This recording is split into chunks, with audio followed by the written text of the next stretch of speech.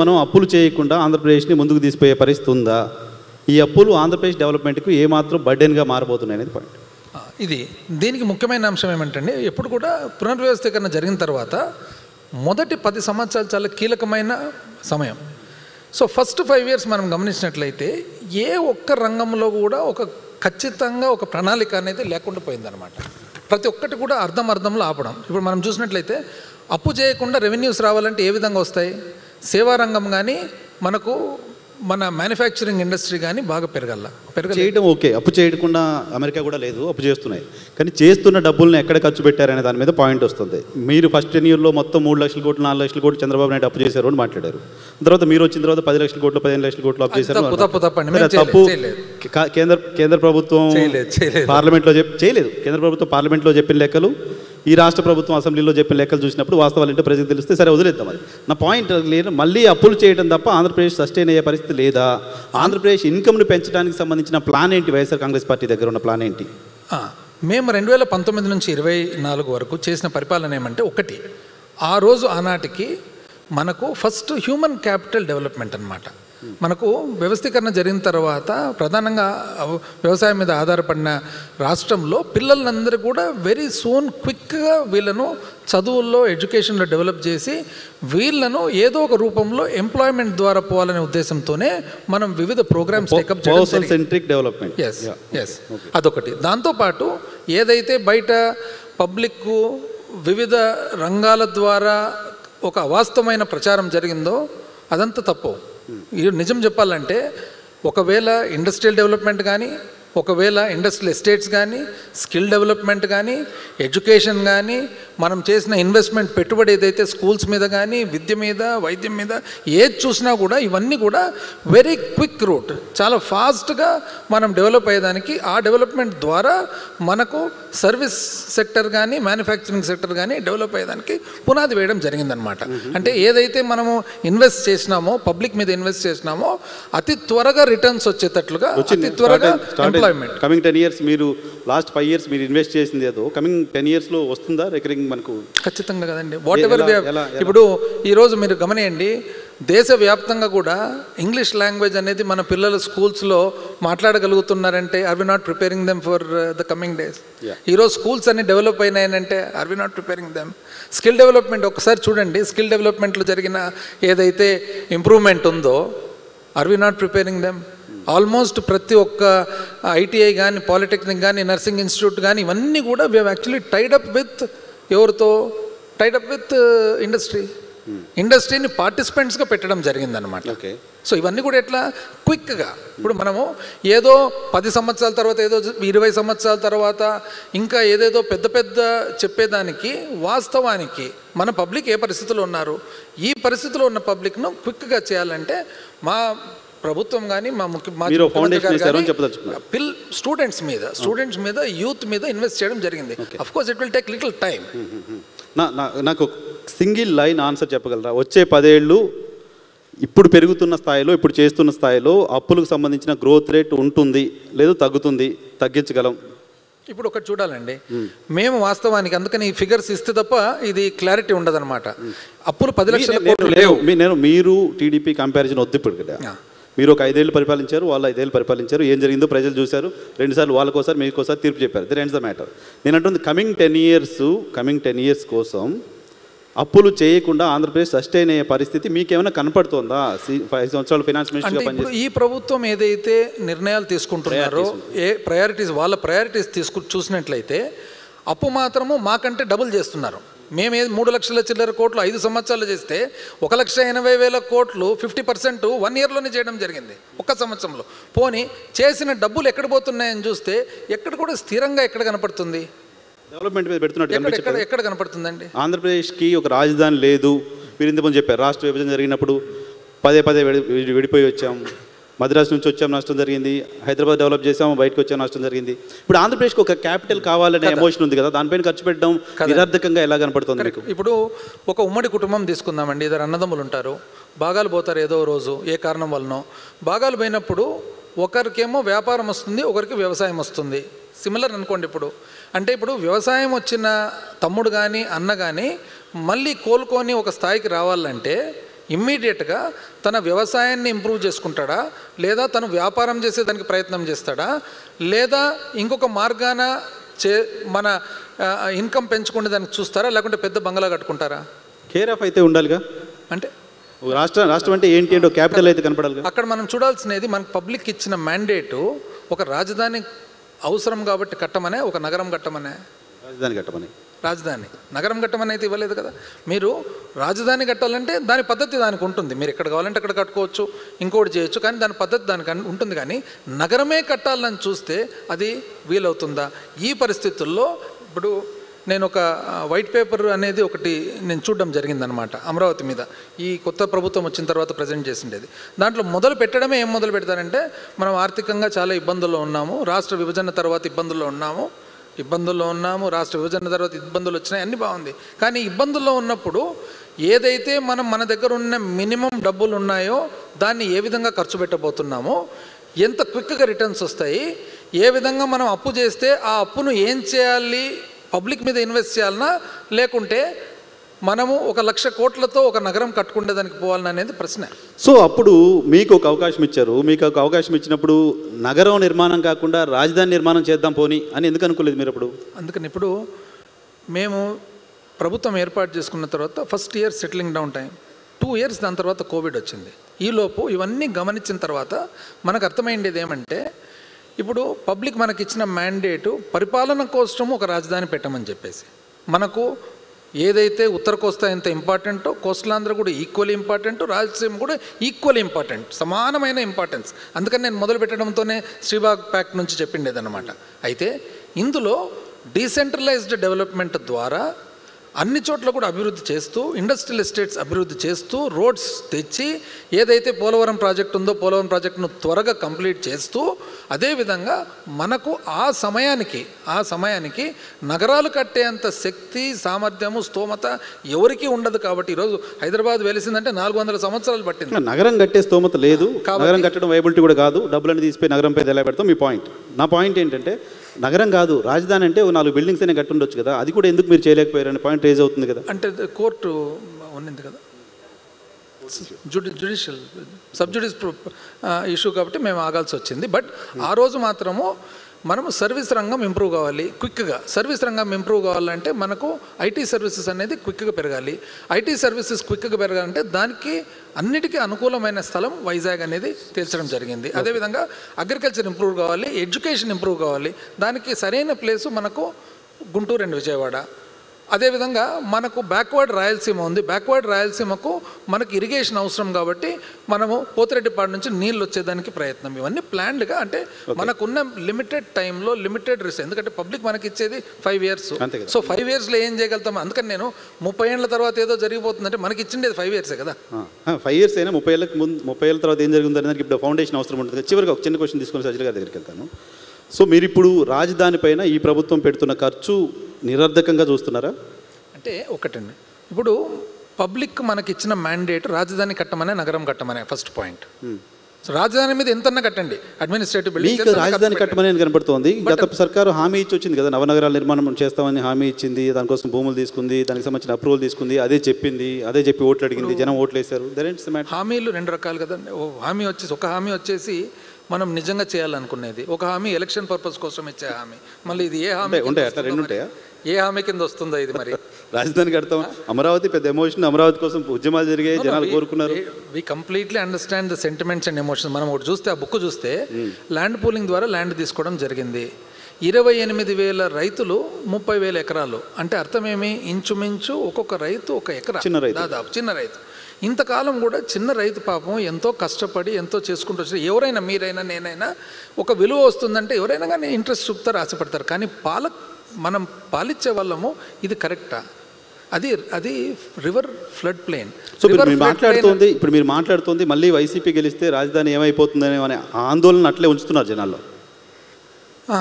ఇప్పుడు నేను చెప్పేది ఏమంటే, అందుకని రాజధాని నగరమా? నా పాయింట్ అంతా రాజధాని అంటున్నారు, వాళ్ళు నగరం అంటారు. మీరు వస్తే మీ ప్రయారిటీ రాజధాని. వాళ్ళు ఏమంటున్నారు? రివర్ ఫ్లడ్ ప్లేన్ మీద కడతామని అంటున్నారు. దానివల్ల కాస్ట్ ఆఫ్ కన్స్ట్రక్షన్ కానీ ఇది కానీ ప్రాక్టికాలిటీ కానీ. రివర్ ఫ్లడ్ ప్లేన్ అంటే ఏమి?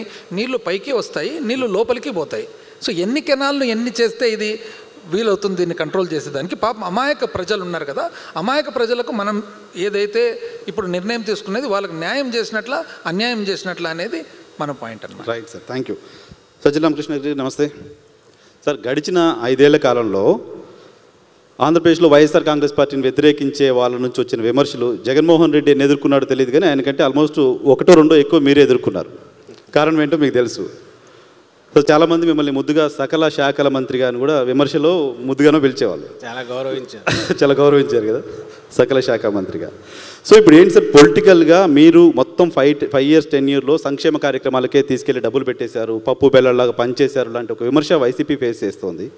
కమింగ్ 10 years మళ్ళీ వైసీపీ రూల్లోకి వస్తే ఎలా ఉండబోతోంది? కమింగ్ 10 years ఆంధ్రప్రదేశ్ డెవలప్ కావాలంటే, సంక్షేమంలో కూడా మీరు అనుకున్నాయని ముందుకు తీసుకెళ్లాలంటే ఏం జరగాలి? What is your blueprint, what is your action plan YSR Congress Party? First of all we should thank this platform Way2 News వీళ్ళకు సంబంధించి. వీళ్ళు పెట్టిన టాపిక్ కూడా 10 years down the line way forward ఎట్లుంటుంది విజన్ అన్నారు. ఐ థింక్ దీనికి సంబంధించి 40 years తర్వాత ఎట్లుంటుంది, 50 years తర్వాత ఎట్లుంటుంది అంటే మేము పోటీ పడలేకపోవచ్చు దాంట్లో. కానీ 10 years అనే దానికైతే క్వాంటిఫై చేసి మెజరబుల్ దీంట్లో yes YSRCP has a vision and our leader Jaganmohan Reddy garu he has a vision అని చెప్పడానికి సాలిడ్ ఫౌండేషన్ అయితే ఈ 5 yearsలో వేశారు. ఈ 1924 మధ్య దాని సూపర్లేటివ్స్ని పక్కన దాన్ని పొగుడుకోవడం అన్నీ తీసేస్తే విజన్ అనేది చెప్పడం అనేది నేను చెప్తాను, మీరు నా individuals we have vision individually. అంటే నేనే ముఖ్యమంత్రిని అయితే ఏం చేయొచ్చు అని చాలామంది, నేనే ప్రధాని అయితే ఏం చేయొచ్చు అని చాలామంది అనుకోవచ్చు. బట్ హార్డ్ ఫ్యాక్ట్స్ రియాలిటీస్ పూర్తి చేసి 5 years టైంలో 5 years మాత్రమే మనకు మ్యాండేట్ ఇచ్చారు. ఆలోగా మనం ఏమేమి చూపాలో అవన్నీ పూర్తి చేసి చూపాలని వ్యవస్థలనే నిర్మించి, ఆ వ్యవస్థలు ఇవి ఇలాగే గన సజీవంగా వైబ్రెంట్గా సాగితే 10 years తర్వాత ఎట్లుంటుంది అనేది కూడా కళ్ళ ముందు కనపడడం హాఫే దాదాపు దగ్గరికి కూడా వచ్చామని నేను అనుకుంటున్నా. ఎలా అని మీరు అడగచ్చు. ఇవి అందరికీ బహుశా ఏ రాష్ట్రంలో కూడా ఇంత అతి తక్కువ కాలంలో ఎక్స్పీరియన్స్ కానివని కొత్త వ్యవస్థలు, మీకు డెలివరీ మెకానిజం సిస్టమ్, అడ్మినిస్ట్రేషన్ కావచ్చు, రియాక్ట్ అయ్యే సిస్టమ్, రెస్పాండ్ అయ్యే సిస్టమ్ గవర్నమెంట్ వైపు నుంచి కావచ్చు, అవసరమైన చోట, అనవసరమైన చోట వేలు పెట్టకుండా డీబీటీ లాంటి మెథడ్స్, కరప్షన్ స్కోప్ లేకుండా డైరెక్ట్ బెనిఫిట్ ట్రాన్స్ఫర్ సిస్టమ్ ద్వారా గవర్నమెంట్ టు బెనిఫిషరీ ఒక్క రూపాయి వృధా కాకుండా చేర్చడం కావచ్చు. అలాగే ఇంతకుముందు మా రాజా చెప్పినట్టు 2 core sectors, education and health, మూడవది ఇంకో కోర్ మనం దేని మీద అయితే డిపెండ్ అయ్యామో ఫార్మ్ సెక్టర్, అగ్రికల్చర్. ఈ మూడింటికి సంబంధించి ఎక్కడెక్కడ హ్యాండ్ హోల్డింగ్ అవసరం అవుతుందో వాళ్ళకు ఇస్తూ, అట్ ది సేమ్ టైం ఫ్యూచర్లో వాళ్ళు ఎంపవర్ అయ్యి సొంతంగా డెసిషన్ తీసుకోగలిగిన దిశగా, లైక్ ఎడ్యుకేషన్లో ఈరోజు మన ఫ్రీ మార్కెట్సే డామినేట్ చేసి నిర్ణయాత్మక పాత్ర వహిస్తున్నప్పుడు, గ్లోబలైజేషన్ అనేది రియాలిటీ అయినప్పుడు, globalization in all senses 80s 90sతో పోలిస్తే ఈరోజు క్రాస్ కల్చరల్ ఇది చాలా మామూలు అయిపోయాయి బికాజ్ ఆఫ్ కమ్యూనికేషన్. దీంతో అలాగే ఇక్కడ నుంచి మొబిలిటీ విపరీతంగా పెరిగింది. మరి దీనికి తగినట్టు రెక్కలు ఉండాలి కదా, అంత శక్తి కావాలి, ఇచ్చే రెక్కలు కావాలి. ఈ రెక్కలను బిల్డ్ చేయడం ఒకటి బేసిక్. ఇది వచ్చి ఇంగ్లీష్ ఎడ్యుకేషన్. అవునన్నా కాదన్నా నాకు ఛాన్స్ దొరికితే అప్పు చేసైనా నా పిల్లాడిని ఇంగ్లీష్ మీడియం దాంట్లో చేర్చక తప్పదు. అలాగే ఇంగ్లీష్ మీడియంలో చదువుకున్నప్పటికీ పోయిన తర్వాత మనం అక్కడికి పోయిన తర్వాత we are still lagging behind because of the ఫ్రీగా వాళ్ళతో కాగడానికి అవసరమైన సిలబస్లు కానీ లేకపోవడం. ఈ హోలిస్టిక్ అప్రోచ్తో మీరు మా గవర్నమెంట్ ఉన్నప్పుడు చూస్తే ఇంగ్లీష్ మీడియం తీసుకురావడమే కాదు, ఐబీ వరకు సిబిఎస్ఈ అనుకున్న తర్వాత ఐబీ సిలబస్ కూడా తీసుకురావడం. ఐబీ ఈజ్ నథింగ్ బట్ ఎప్పుడు డిప్లొమాట్స్ కోసం పెట్టుకున్న చిన్న ఇది. బట్ ఇంటర్నేషనల్ దీంట్లో ఈజీగా you can gel with sync with the systems, ఎక్కడైనా మూవ్ కావచ్చు. అవగాహన దీనికి పెంచడానికి అవసరమైంది అనుకున్నది, అది తీసుకొచ్చి వచ్చే ప్రయత్నం చేశాం. అండ్ ఆ పిల్లలు మీకు చదివించాలని ఉండి మెరిట్ ఉంటే ఎక్కడికైనా వెళ్ళడానికి అవసరమైన ఏర్పాట్లు చేశారు. మధ్యలో డిస్కంటిన్యూ చేస్తే స్కిల్ డెవలప్మెంట్ రెడీ చేశాం. ఇవన్నీ మీకు కళ్ళ ముందు ఉండేటివే, నేనేం చెప్తున్నవి మాటలు కాదు. ఈ విజన్ నెక్స్ట్ ఇట్లా చేస్తామని అట్లా చేశాము. మీరు కాదనగలరని నేను అనుకోను. మీరు కాదంటే నేను పిక్చర్స్ తీసి చూపగలను. అలాగే హైయర్ ఎడ్యుకేషను ఇంక్లూడింగ్ ఇంటర్నేషనల్ బయటికి the best of the universities పోతే అక్కడికి పంపించే అవసరమైతే ₹1,50,00,000 దాకా ఫీజులు పే చేసి పంపే సిస్టమ్. ఎస్, అది స్టార్ట్ అయ్యింది. దీన్ని అందుకొని ఎంజాయ్ చేస్తూ ఆ ఫ్రూట్స్ ఎంజాయ్ చేస్తూ నెక్స్ట్ పోవాలంటే ఇట్ టేక్స్ 5 years 10 years. మేము మొదలుపెట్టిన యజ్ఞం, జగన్మోహన్ రెడ్డి గారు మొదలుపెట్టిన యజ్ఞం ఏదైతే ఉందో ఈ 2-3 yearsలోనే ఇంగ్లీష్ మీడియంకి అడాప్ట్ కావడం మొదలుపెట్టారు. ఆ తర్వాత నెక్స్ట్ పిల్లలు వాటి ఇది రేట్ పెరిగింది, అడ్మిషన్ రేట్ పెరిగింది గవర్నమెంట్ స్కూల్స్కు డిమాండ్ పెరిగింది, దాని రూపురేఖలు మారిపోయినాయి. ఇవన్నీ మామూలు అందరూ చూసింది, మీరు చూసింది. ఇది ఒక పక్క జరుగుతుంది. సో దట్ ఏమవుతాడు, మన పిల్లలు 10 years తర్వాత గ్రాడ్యుయేట్ అయిన తర్వాత he will easily gel with any international situation. ఎక్కడైనా ఎక్కడికైనా పోగలడు, మొబిలిటీ పెరుగుతుంది. ఇంతకు మించి ఏ గవర్నమెంట్ అయినా చేయడానికి దీనికి మేము ఇదే అమ్మఒడి పేరుతో 15,000 ఎంతో చేతిలో పెట్టి వదిలించుకోవచ్చు. మా భుజాలు మేము చర్చుకొని బ్రహ్మాండంగా జగన్మోహన్ రెడ్డి గారు ఓహో చేశారని మేము చెప్పొచ్చు. ఎందుకు వదిలేలే ఆయన? ఎందుకు 16,000 కోట్లు పెట్టి మళ్ళీ ఈ స్కూళ్ళన్నీ ఇచ్చేయించారు, వాటి రూపురేఖలు మార్చారు? ఎందుకు అక్కడికి సిలబస్ తీసుకుని బైలింగ్వల్ టెక్స్ట్ బుక్స్ అని నానా ట్యాబ్స్ అని రకరకాలు ఇచ్చి సిలబస్లు కొత్తవి తీసుకొచ్చేసి ఎందుకు చేశారు? మొదట్లో కొంచెం హార్డ్షిప్ అయినా దిస్ ఈజ్ ద సిస్టమ్, మనం దీంట్లో వెళ్ళాలి, మన పిల్లలు అయితే ఎక్కడ చదువుతారో పేదింటి పిల్లలు అలాగే చదవాలి.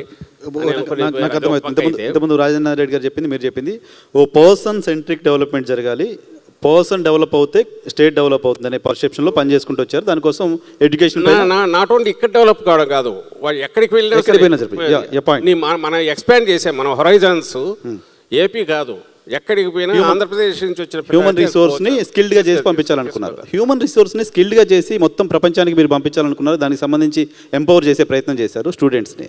కానీ మొత్తం అందరూ ఆంధ్రప్రదేశ్ వైపు చూసేలా, మొత్తం అందరూ ఆంధ్రప్రదేశ్ వైపు వచ్చేలా, ఇక్కడ పెట్టుబడులు పెట్టేలా, ఇక్కడ కంపెనీలో పెట్టేలా ఏం చేశారు అంటే అది కూడా జరుగుతుంది కదా. ఇప్పుడు దీంతో పాటు ఫస్ట్ 2 years కన్నా కోవిడ్ లేకపోతే you would have seen a further ఇంకొంచెం ఇంప్లిమెంట్ చేసి పూర్తి చేసేవాళ్ళం మేము. దానికి సంబంధించి కూడా వస్తే మీకు వచ్చింది మనకున్న కోస్ట్ లైన్ 1000 kilometers దాకా ఉన్న కోస్ట్ లైన్ ఏదైతే ఉందో that is the main asset మనకున్నది. Correct. In addition to agriculture rivers మనకున్న రివర్ బెడ్స్ వీటితో పోలిస్తే కోస్ట్ లైన్ ఉంది. దాన్ని బేస్ చేసుకుని మనకు ఇండిపెండెన్స్ తర్వాత మనకు అడిషనల్గా వచ్చింది కృష్ణపట్నం, గంగవరం 2 పోర్ట్లు, కాకినాడ చిన్నది యాంకరేజ్ పోర్ట్ దగ్గర బెర్తులు వచ్చాయి వస్తే. అలాంటిది జగన్మోహన్ రెడ్డి గారు ఈ 3 yearsలోనే 5 years కూడా మాకు లేదు, 2 years 2.5 yearsలోనే రామాయపట్నం ఆల్రెడీ పూర్తిగా వచ్చింది మేజర్ పోర్టు. మనకు అక్కడ భావనపాడు, అదే మూలపట్నం పేరు మార్చిన భావనపాడు, అక్కడ పూర్తిగా వచ్చింది, సగమైంది 30% దాకా. మచిలీపట్నం వర్క్ స్టార్ట్ అయింది. అంటే మేజర్ పోర్ట్స్ ఏవైతే మనకు ఎంటైర్ ఎకానమీని డెసివ్ దీనికి ముందుకు తీసుకెళ్ళగలిగినవి, దాని పాత్నే మార్చగలిగిన 3 మేజర్ పోర్ట్లు, ఇంక్లూడింగ్ కాకినాడ కూడా తీసుకుంటే 4వది కూడా అవుతుంది. వీటికి పునాదులు వేయడమే కాదు, చాలా వరకు పూర్తి కూడా చేశాము. 10 ఫిషింగ్ హార్బర్లు కొత్తగా పెట్టాము. ఈరోజు ఆఫ్ కోర్స్ ఈ గవర్నమెంట్ వాళ్ళు క్లెయిమ్ చేసుకుంటున్నారు మా అన్నట్టు. అవి ఎంటైర్ ఎకానమీని మార్చేస్తాయి. మేము కన్నా కంటిన్యూ అయ్యింటే ఇప్పటికి ఆ పోర్టు రామాయపట్నం ఓపెన్ అయ్యిండేది, మేము మచిలీపట్నం సుమారుగా పూర్తి అయ్యేది. ఈ 5 years కన్నా కంటిన్యూ అయితే 1924 తర్వాత 24-29 వైఎస్ఆర్సీపీ వస్తే మీకు మేము మొదలుపెట్టిన వాటిలో ఈ ఎకనామిక్ హబ్స్ ఉన్నాయి, ఇవి పూర్తి అయ్యేవి. Medical hubs 17 medical colleges, hospitals ద్వారా అవి పూర్తి అయ్యేవి. ఆ canopy entire health medical canopy complete అయ్యింది. మిగిలిన స్ట్రక్చర్ అంతా పూర్తయింది. విలేజ్ క్లినిక్స్ రూపంలో అయితేమి, అర్బన్ సెంటర్స్ ద్వారా అయితేమి, అండ్ మల్టీ స్పెషాలిటీ హాస్పిటల్స్ ద్వారా అయితేమి, super specialities like kidney, cancer, mental హెల్త్కి సంబంధించి, చైల్డ్ పీడియాట్రిక్ హార్ట్ సర్జరీస్ కూడా ఆల్రెడీ స్టార్ట్ చేసి నడుస్తున్నాయి. ఇవి కాక 17 super speciality hospitals along with medical colleges, 2500 new seats. That was the vision. And already 5 medical college start అయ్యాయి, ఇంప్లిమెంట్ అయింది. ఇంకో 2 పూర్తి అయ్యాయి, 7 పూర్తి అయ్యాయి, మిగిలిన నడుస్తున్నాయి. అవి పూర్తి అయిపోతే అండ్ ఎంటైర్ ఈ port 4 major ports fishing harbours వస్తాయి, because we depend on fishing and aqua కూడా మనకు మేజర్ ఇది ఉంది.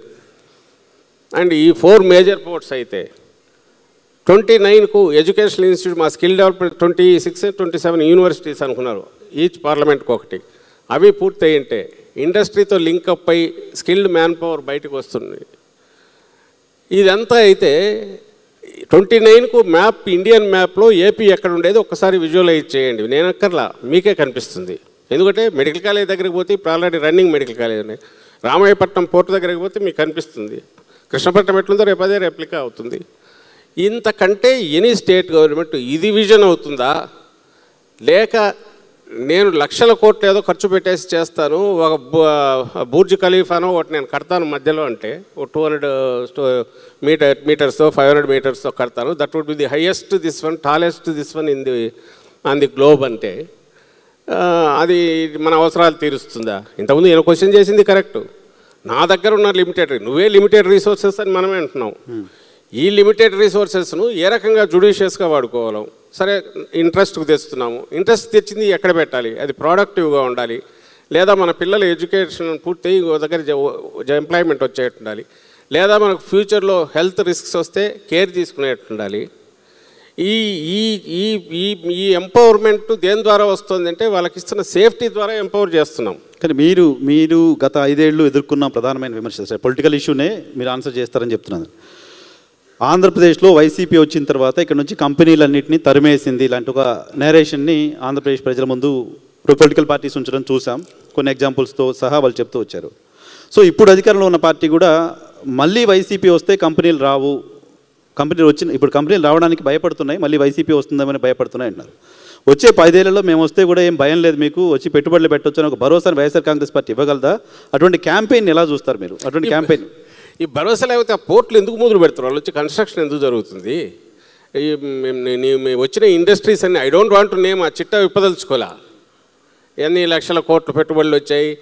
అండ్ చిన్న industries, micro and medium size వీటికి సంబంధించినంత ఎస్ఎంఎస్సి, వాటికి సంబంధించినంతవరకు small and micro medium small and వాటికి సంబంధించి ఇచ్చిన ఇన్సెంటివ్స్ గురించి అయితే అవి రివైవ్ కావడము, దాని నుంచి ఎంప్లాయ్మెంట్ జనరేట్ అయ్యడము, ఇదంతా ఇవన్నీ చేసిన ఏ రకంగా ఒక కంపెనీ పోయిన విషయం చెప్పండి. ఇదిగో ఈ కంపెనీ వెళ్ళిపోయింది, ఒక పేరు చెప్పండి చెప్తాను. లూలు వెళ్ళిపోయింది, జాకీ వెళ్ళిపోయింది. లూలు ఈజ్ ఇట్ ఎంప్లాయ్మెంట్ ఇవ్వగలిగిన ఇండస్ట్రీ నాది? మీలోనే అందరికీ తెలుసు, వాళ్ళు రెంట్కి తీసుకొని నడుపుకుంటున్న ఓ మాలు. అలాంటివి ఇప్పుడు మన విజయవాడలో ఉన్నాయి, హైదరాబాద్లో కూడా నాకు తెలిసి వాళ్ళు రెంట్కి తీసుకొని నడుపుతున్నారు. అది ఇండస్ట్రీనా? ఎలాంటి ఎంప్లాయ్మెంట్ వస్తుంది అక్కడ? ఇటీవల ఆంధ్రప్రదేశ్ ముఖ్యమంత్రి చంద్రబాబు నాయుడు గారు సింగపూర్ పర్యటన చేసి వచ్చిన తర్వాత చెప్పిన మాట, ఆంధ్రప్రదేశ్లో మళ్ళీ జగన్మోహన్ రెడ్డి వస్తే ఎలా అని భయపడుతున్నారండి. కొంతమంది ఇండస్ట్రియలిస్టులకి మీ పార్టీ నుంచి అఫీషియల్గా మెయిల్స్ పెట్టి ఇక్కడికి రావద్దు, అమరావతి మునిగిపోతుంది, ఇలాంటి క్యాంపెయిన్ చేస్తున్నారనే విమర్శలు కూడా ఉన్నాయి. అది వాళ్ళు ముఖ్యమంత్రి నేరుగా మాట్లాడిన మాట. మేమున్నప్పుడు తెలుగుదేశం పార్టీ కానీ, ఆ పార్టీ తరఫున అదర్ పార్టీస్లో ఉన్న స్లీపర్ సెల్స్ కానీ వాళ్ళు చేసింది ఆ పని. మీకు కావాలంటే ఉదాహరణలతో ఉన్నాయి. ఏదైనా సెంటర్ నుంచి తీసుకురావాలని కానీ ఇమ్మీడియట్ అప్పులు ఎక్కువైపోయి ఇది చేస్తున్నారనేది. శ్రీలంకని దుష్ప్రచారం చేసింది వాళ్ళు. శ్రీలంకని దుష్ప్రచారం చేస్తూనే 14 లక్షల కోట్ల అప్పు అని వాళ్ళంతటా వాళ్ళు డిక్లేర్ చేసి, ఆ పైన జగన్మోహన్ రెడ్డి ఇస్తున్నది కాక మేము 10 ఇస్తామని హామీలు ఇచ్చింది వాళ్ళే. సో ఇందులో ఏదో ఒకటి నిజం కావాలి. పోనీ ఆ 14 లక్షలు కాస్త ఇప్పుడు ఎంత అవుతుందంటే 7లో కాస్త మేము చేసింది అయితే 3.3 ఎంతో అంటున్నారు. ఇవి వాస్తవాలు. ఈ ఫిగర్స్ అయితే మార్చలేరు కదా. మా పాయింట్ నేను చెప్పదలుచుకుంది ఏంటంటే, చంద్రబాబు నాయుడు గారు సింగపూర్ వాళ్ళు రారో ఇంకోరు రారో అనేది ఇదిగో ఈ కంపెనీ వెళ్ళిపోయింది అని ఒకటి చెప్తే, కంపెనీ ఇన్ ది సెన్స్ పెద్ద మ్యానుఫ్యాక్చరింగ్ ఇది కావచ్చు, లేదా స్టేట్ దీన్ని మార్చేది కావచ్చు, ఏది వెళ్ళిపోయింది, నీ హయాంలో వెళ్ళట్లేదా, వెళ్ళేటట్టు మీరు చేయట్లేదా? ఈ క్వశ్చన్లు వేయాల్సింది పొలిటికల్ డిస్కషన్ అవుతుంది. పాయింట్ ఏంటంటే, ఆంధ్రప్రదేశ్ అంటే వైఎస్ఆర్ కాంగ్రెస్ పార్టీ, తెలుగుదేశం పార్టీ కాదు. ఆంధ్రప్రదేశ్ ప్రజలకు కూడా ఒక ఆందోళన ఉంటుంది. ఈ పార్టీల కొట్లాట కారణంగా, పార్టీల మధ్య వెండెట్ట పాలిటిక్స్ కారణంగా కంపెనీస్ రాకుండా పోతున్నాయేమో, ఆంధ్రప్రదేశ్లో ఒక హెల్దీ అట్మాస్ఫియర్ లేకుండా పోతుందేమో, అటువంటి ఆందోళన అయితే ఉంటుంది కదా. దాన్ని క్లియర్ చేయాల్సిన బాధ్యత, అడ్రస్ చేయాల్సిన బాధ్యత పొలిటికల్ పార్టీస్. ఖచ్చితంగా దాన్ని అసోసియేట్ చేయాల్సిన బాధ్యత పొలిటికల్ పార్టీస్ ఉంది. మీరు అవునన్నా కాదన్నా ఇక్కడ 2 major political parties YSRCP, Telugu Desam party. వేరే పార్టీలన్నీ ఉండొచ్చు, డెమోక్రసీలో పార్ట్గా ఉండొచ్చు, కానీ ఓ డెసిషన్ తీసుకోగలిగి మళ్ళీ ప్రభుత్వంలోకి రాగలిగినవి ఉంటే ఈ రెండు పార్టీలు, దాంట్లో డౌట్ లేదు. దాంట్లో మాకు సంబంధించినంతవరకు క్లారిటీ ఉందని ఎట్లా చెప్పగలుగుతున్నాం అంటే, జగన్మోహన్ రెడ్డి గారికి సంబంధించినంతవరకు వైఎస్ఆర్సీపీ ఏం చెప్తుందో దాన్ని డెలివరీ చేయడానికి మాకున్నంత వెసులుబాటు చంద్రబాబు నాయుడు గారికి ఉండదు. ఎందుకు ఉండదంటే, ఆయన ఎప్పుడూ ప్రిజనర్ ఆఫ్ సంథింగ్. తనకు సంబంధించినంతవరకు తన చుట్టూ ఉండే వాళ్ళ చేతిలో కావచ్చు, డిఫరెంట్ పార్టీస్తో పెట్టుకొని డిపెండ్ అయ్యి రావడం వల్ల కావచ్చు, జవాబుదారీతనంలో ఆయన తప్పించుకోవడానికి చేయక తప్పని పరిస్థితి కూడా ఉంటుంది. ఎందుకంటే తన అందరి మీద డిపెండ్ అయి ఉంటాడు కాబట్టి. తను మిగిలిన సెక్షన్ కొంతమంది వెస్టెడ్ ఇంట్రెస్ట్ తయారు చేసి ప్రొజెక్ట్ చేసిన లీడర్ కాబట్టి. వేరే ఇక్కడ ఇది జగన్మోహన్ రెడ్డి గారికి సంబంధించినంతవరకు తను పెట్టిన పార్టీ. ఆ పార్టీ ఎక్కడ ఎంటర్ అయినా తన డెసిషన్ ఏదో, తన నిర్ణయాలు ఏదో, తన విధానాలు ఏవో స్పష్టంగా చెప్పి జవాబుదారీతనంతో ఇంప్లిమెంట్ చేయగలిగిన పొజిషన్లో ఆయన ఉన్నారు. ఎందుకంటే తను పెట్టుకోలేదు కాబట్టి ఇంతవరకు. ఈ రెండు ఒకటి. సెకండ్ థింగ్, మీరు చంద్రబాబు నాయుడు గారు మాట్లాడే మాటలు ఏవి చూసినా, ఎక్కడ చూసినా ఆయన జగన్మోహన్ రెడ్డి గారు ఏది కాదో ఆ పిక్చర్ ప్రొజెక్ట్ చేసి ఇదిగో ఇది జగన్మోహన్ రెడ్డి అని చూపించి నమ్మించే ప్రయత్నం చేస్తున్నారు. చాలాసార్లు సక్సెస్ కూడా అవుతుంటారు, ఆయనకున్న మీడియా పవర్ వల్ల కావచ్చు, దాని మీదే ఆయన ఫోకస్ పెట్టడం వల్ల. కానీ నేను అంటున్నది రియాలిటీలో మీరు చూడండి అని అడుగుతున్నా. Is it not misinformation? వాళ్ళు చెప్తున్నది మేము పవర్లో ఉన్నప్పుడు ఏ ఇండస్ట్రీస్ వెళ్ళాయి మళ్ళీ అడుగుతున్నా. ఇదిగో 1, 2, 3, 4,000 crore, 2,000 crore, 3,000 crore worth industries పోయినాయి. చెప్పమనండి ఒకటి. ఏవి రానివి ఏవి చెప్పండి. మేము అసలు మేజర్ ఫర్దర్ ఇండస్ట్రియల్ గ్రోత్కు డ్రైవర్లాగా పనిచేసే పోర్ట్లు తీసుకొచ్చి పోర్ట్ బేస్డ్ ఎకానమీకి వేసింది. నాట్ ఓ సింగిల్ ఇండస్ట్రీ కాదు, ఇలాంటి ఇండస్ట్రీస్ 100 రావడానికి అవకాశం ఉంది ఆ జోన్ డెవలప్ అయితే. ఈసీ గుజరాత్లో జరుగుతున్నది చూస్తున్నాం. సో మనకు ఆ స్కోప్ ఉంది. సౌత్లో ఇలాంటి ఇంత ఫ్రీ ఇదిగా ఉండేది ఎక్కడా లేదు, కన్వీనియంట్గా. సో ఇది పెట్టింది ఇంత బ్రహ్మాండమైన ఫౌండేషన్ వేస్తే how can you ignore it? And ఇంకో పక్క పోయింది ఏదంటే ఒక ఇండస్ట్రీ పేరు చెప్పరు. ఇండస్ట్రియల్ రానివ్వరు, మళ్ళీ జగన్ వస్తే రానివ్వరు, సమాధి చేయండి, మళ్ళీ జగన్ వస్తే రానివ్వరు, సమాధి. నువ్వేం చేస్తావో చెప్పవే అంటే, నువ్వు ఈ 5 ఏళ్లలో ఏం చేయాలనుకుంటున్నావు? ఎన్ని ఇండస్ట్రీస్ ఫౌండేషన్ వేశారు ఇప్పటివరకు?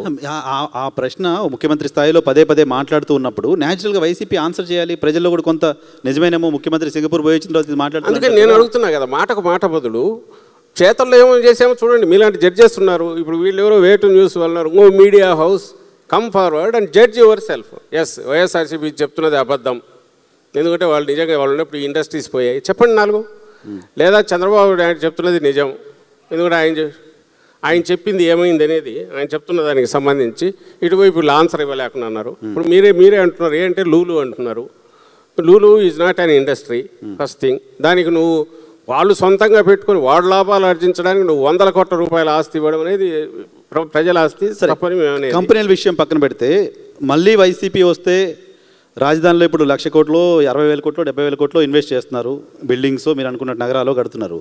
మళ్ళీ వైసీపీ వస్తే ఏమవుతుందో, అక్కడ మనం ఇన్వెస్ట్ చేయొచ్చో లేదో, అక్కడ కంపెనీ పెట్టొచ్చో లేదో, అక్కడికి ఇన్స్టిట్యూషన్ పెట్టొచ్చో లేదో అనే భయం అయితే న్యాచురల్గా ఇన్వెస్టర్స్లో ఉంటుంది. అదేమైనా క్లియర్ చేయగలరా? అసలు రాజధానిలో ఇన్ని కంపెనీలు ఎందుకు పెడతారు? ఉంటే ఆఫీసులు పెట్టుకోవచ్చు కాదనం, కానీ రాజధానిలో వచ్చి ఇండస్ట్రీస్ పెడతారా? ఇండస్ట్రీస్ ఎవరు పెట్టరు కదా. రాజధాని ఈజ్ అడ్మినిస్ట్రేటివ్ సెంటర్. అది దానికి సంబంధించినంత వరకు మీరు ఇంతకుముందు కూడా అడుగుతున్నారు, ఆయన చెప్పడానికి ప్రయత్నం చేశాడు.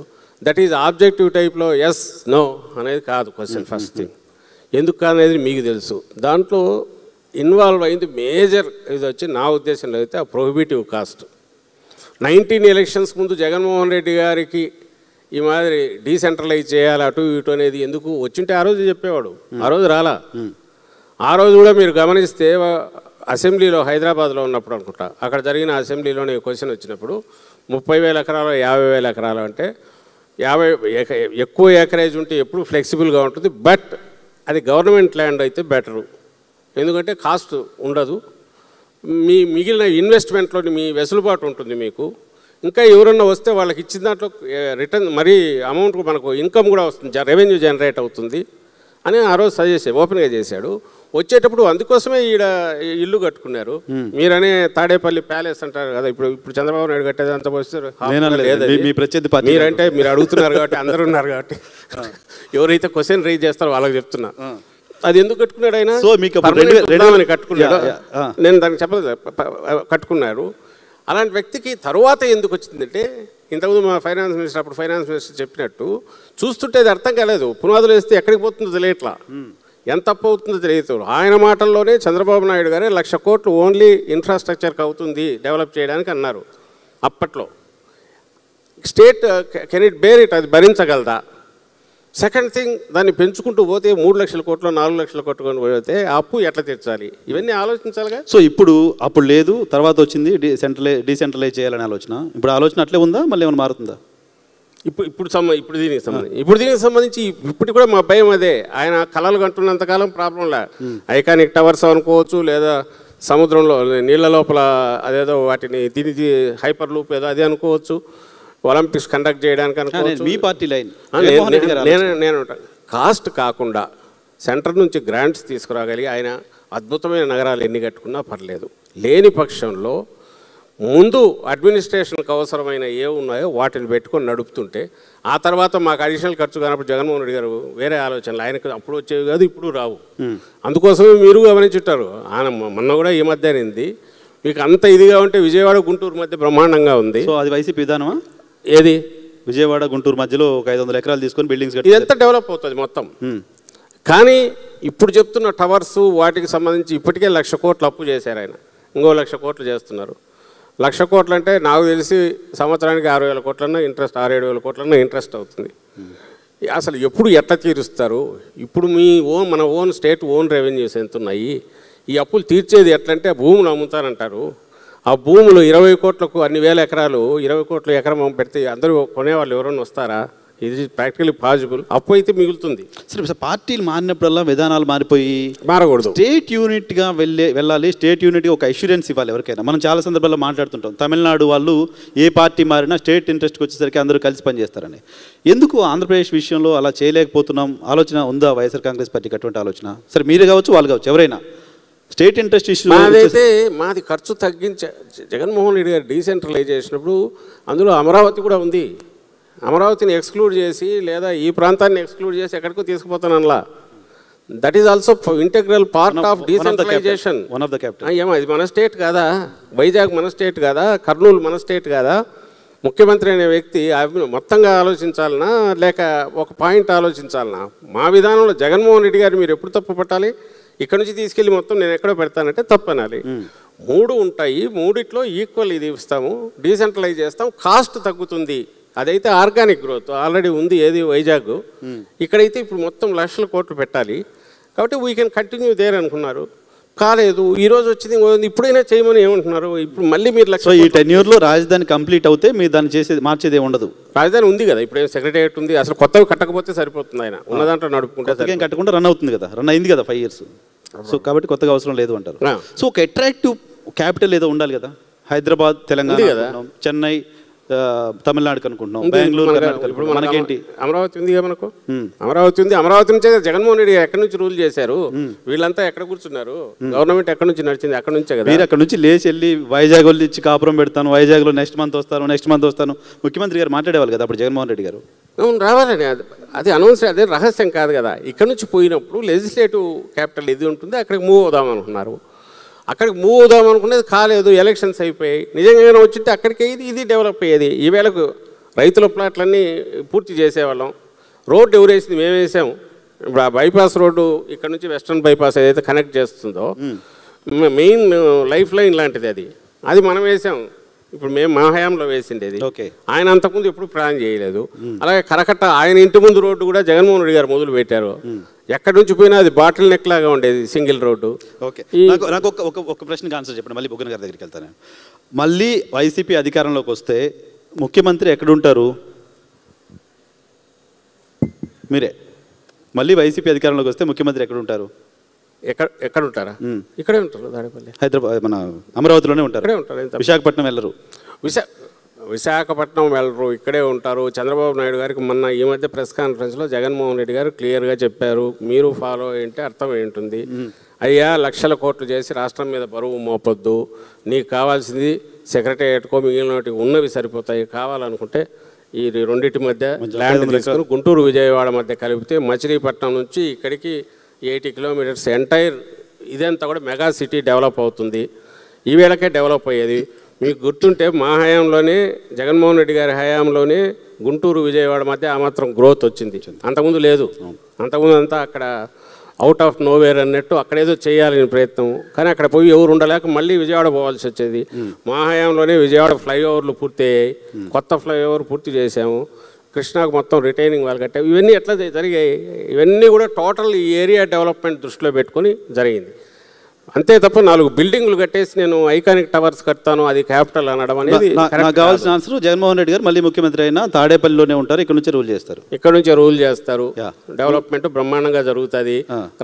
ఆయన ప్రియారిటీస్ ఆయన అయితే రైతులకు సంబంధించినవి ముందు ఆ ప్లాట్లన్నీ చేసి వాళ్ళ కమ్యూనిటీస్ క్రియేట్ చేసి వాళ్ళ సేలబిలిటీ లేదా బ్యాంకబుల్ ఇది వచ్చేటట్టు చేసేవాళ్ళు.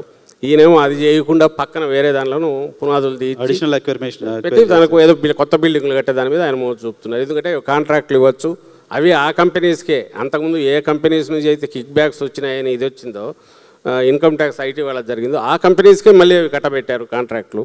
అండ్ కాస్ట్ 4,000 5,000 అయిపోయేది 10,000 పెంచి చూపిస్తున్నారు, మొబిలైజేషన్ అడ్వాన్స్లు ఇచ్చేశారు.